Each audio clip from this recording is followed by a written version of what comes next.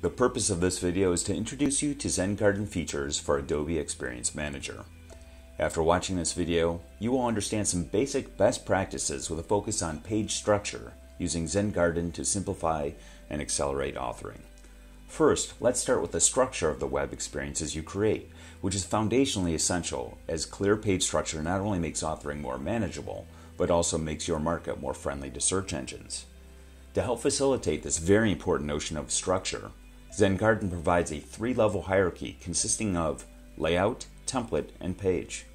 In our example, Home was the name given to the page currently appearing in our navigation. Layout is the topmost level responsible for structure.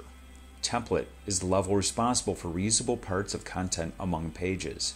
And finally, Page, which is used to enter page-specific content. Creating page structure in Zen Garden relies mostly on mastering two simple components, container and paragraph. Containers are used to define the core sections of a page. A freshly created layout will already have three containers, intended respectively to contain components for the header, content, and footer sections.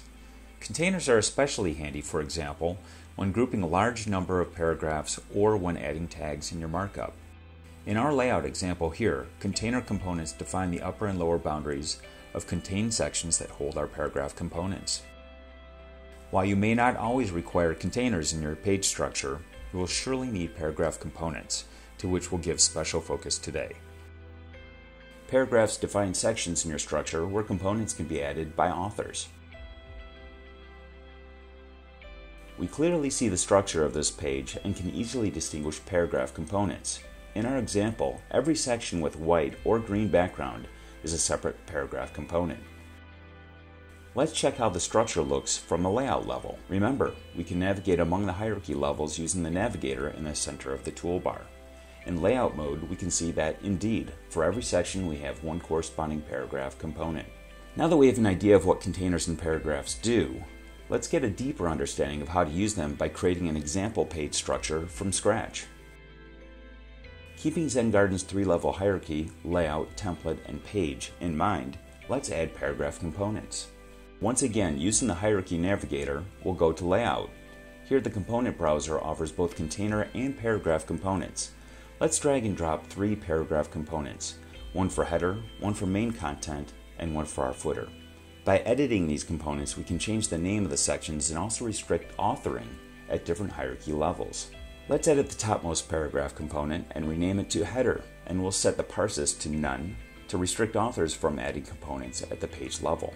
To demonstrate the author restriction we just created, let's add an image at the template level by navigating to template.